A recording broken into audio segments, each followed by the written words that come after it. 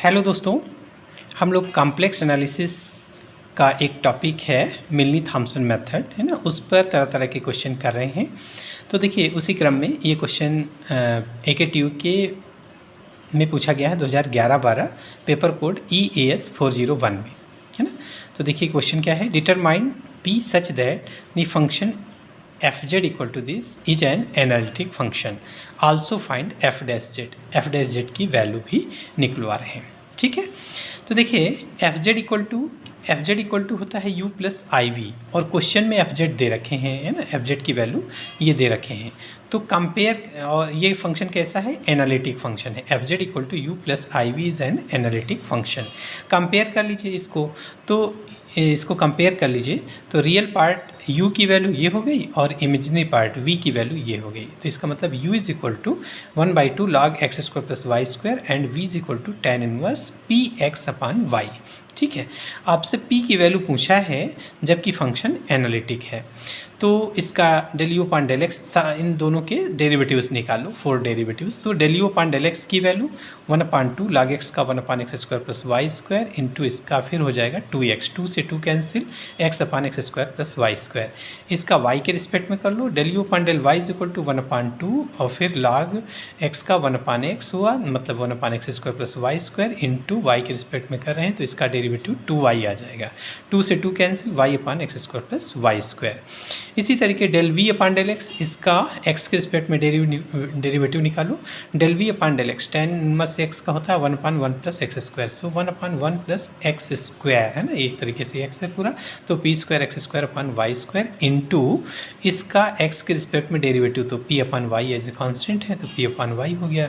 This equal to इसका LCM ले लो तो वाई स्क्वायर ऊपर, एक y cancel, so p y upon y square plus p square x square. ठीक है, इसी तरीके del v upon del y निकालो, इसका y के रिस्पेक्ट में डेरिवेटिव करो, so 1/1 plus p square x square upon y square into इसका जब डेरिवेटिव करोगे y के रिस्पेक्ट में तो 1/y का होता है minus 1/y square, so minus p x upon y square, minus p x upon y square. अब इस वाई स्क्वायर को ऊपर ले जाओ तो वाई स्क्वायर पूरा कट जाएगा, so minus p x upon y square plus p square x square हो गया। अब देखिए एफ जेड क्या है, F Z equal to u plus i v is an analytic function. तो एफ जेड जैसे ही एनालिटिक फंक्शन हो जाता है वैसे ही क्या होता है, यू और वी सी आर इक्वेशन, एक तो सी आर इक्वेशन सेटिस्फाई कर जाता है, काची रीमान इक्वेशन। यू और वी क्या होते हैं, हार्मोनिक हो जाते हैं, यू वी का कंजुगेट हो जाता है, वी यू का कंजुगेट हो जाता है। ये सब एनालिटिक होते ही प्रॉपर्टीज़ फॉलो कर जाती हैं। क्या क्या कि सी आर इक्वेशन सेटिस्फाई कर जाता है, यू और वी हार्मोनिक हो जाते हैं, यू का कंजुगेट हार्मोनिक, वी का कंजुगेट हार्मोनिक यू हो जाता है। ठीक है, तो देखिए ये एनालिटिक फंक्शन है, इसका मतलब सी आर इक्वेशन तो सेटिस्फाई करेगा। ठीक है, एनालिटिक फंक्शन की नेसेसरी कंडीशन होती है सी आर इक्वेशन सेटिस्फाई करना। तो बाई काची रीमान इक्वेशन क्या होता है, del u upon del x equal to del v upon del y and del u upon del y is equal to minus del v upon del x. Value रख लीजिए, तो देखो del u upon del x equal to del v upon del y, पहला वाला term ले लो तो कितना हुआ, del u upon del x की वैल्यू क्या है, x upon x square plus y square, x upon x square plus y square, और del v upon del y की वैल्यू ये हो गई, del v upon del y कहाँ निकाले हैं, देखिए del v upon del y, ये del v upon del y की value minus p x upon y square plus p square x square. ठीक है, तो दोनों साइड वैल्यू रख लिया, दोनों साइड। ये पहली इक्वेशन लेके देखा तो इसको कंपेयर कर लो, तो कंपेयर करने पर देखिए यहाँ एक्स है और यहाँ माइनस पी, यानी कि p minus p is equal to 1। ठीक है, यानी p इज इक्वल टू क्या हो जाएगा, p is equal to -1, p की जगह -1 रख लें तो ये हो जाएगा, और यहाँ भी p की जगह अगर -1 रख लें तो ये भी y square plus x square हो जाएगा।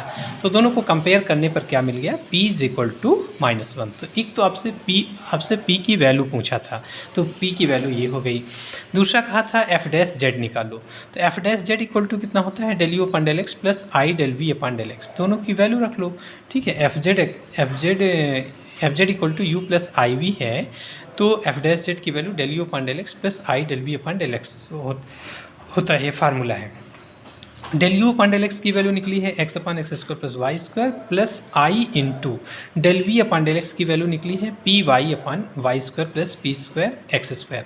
अब पी की वैल्यू -1 रख लो तो कितना हुआ x upon x square plus y square plus i into p की जगह -1 y upon x square y square plus p की जगह -1 का स्क्वायर 1 हो जाएगा, मतलब एक्स स्क्वायर। तो दोनों का डिनोमिनेटर सेम है तो न्यूमरेटर हो जाएगा कितना x माइनस आई वाई, है ना, x minus i y upon x square plus y square. और अगर z के टर्म में लिखना है तो ये हो जाएगा आपका z बार और ये हो जाएगा मॉड ऑफ z का होल स्क्वायर, है ना। देखिए z इक्वल टू कितना होता है, z equal to x plus i y, तो z बार इक्वल टू कितना हो जाएगा x माइनस आई वाई, है ना। और मॉड ऑफ z की वैल्यू क्या हो जाएगी x square plus y square, है ना, x under root x square plus y square, या मॉड ऑफ z का whole square equal to x square plus y square होता है। तो अगर हम लोग z के टर्म में लिखें इसकी वैल्यू तो f dash z equal to कितना हो जाएगा z bar upon mod of z का होल स्क्वायर, है ना, z के टर्म्स में ये हो जाएगा एफ डैश z की वैल्यू। ठीक है, तो इस तरीके से ये क्वेश्चन कंप्लीट हुआ। Thank you.